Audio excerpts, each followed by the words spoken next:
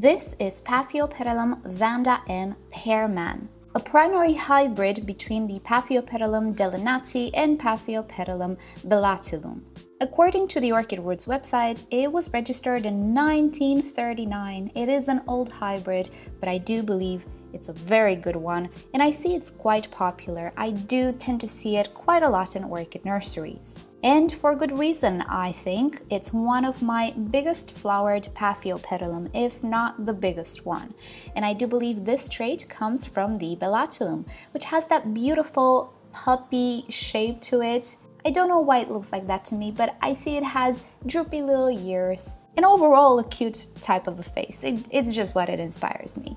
And you'll be happy to hear that it takes the very same care as any other Paphiopedilum orchid, which I do have a tutorial for geared towards beginners. You can find down below this tutorial, but feel free to also search on YouTube my name followed by Paphiopedilum orchids to see all of the videos that I did on paphs. I don't find it takes any different type of care, or there isn't anything specific about this one which should make it more difficult. Even if you've purchased your paph from the flower shop and you do good with it, I think you should do great with this one as well. Now the flowers have a very nice sweet pink hue to them and a lot of spots. I love spots. And ever since I had slipper orchids, I dreamed of having a pink one. And I have to say, having this particular one makes me not necessarily look for other pink paphs. It is just that gorgeous and very subtle. It is not an in-your-face color. It is quite subdued, but I find it invites you to take a closer look. The flowers are not fragrant, despite the fact that people say the dellenati is fragrant.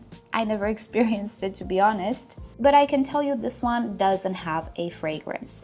Maybe it has to do with my environment, I'm not entirely sure. I would not expect fragrance is all I'm trying to say, so you're just not disappointed. It is a rather large Paphiopedilum, certainly does not stay tiny like the dellenati, but the coloration and the pattern on the leaf do certainly remind me of that parent. The color is very dark and I find it has a sort of a blue sheen to it.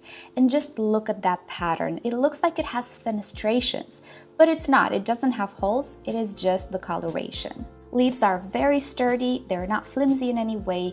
They are rugged. When you touch them, they're not glossy in any way. And the underside is actually purple. This is a lower light plant and the coloration under the leaves is fairly common with these types of plants. Just think of prayer plants. I do believe it has to do with light absorption and actually maximizing the little light available to these types of plants.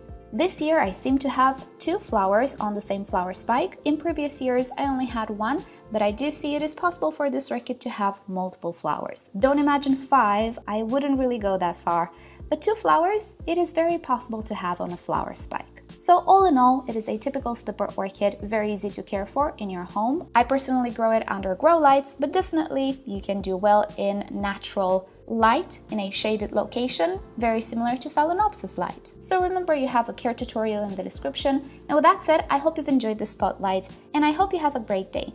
Bye!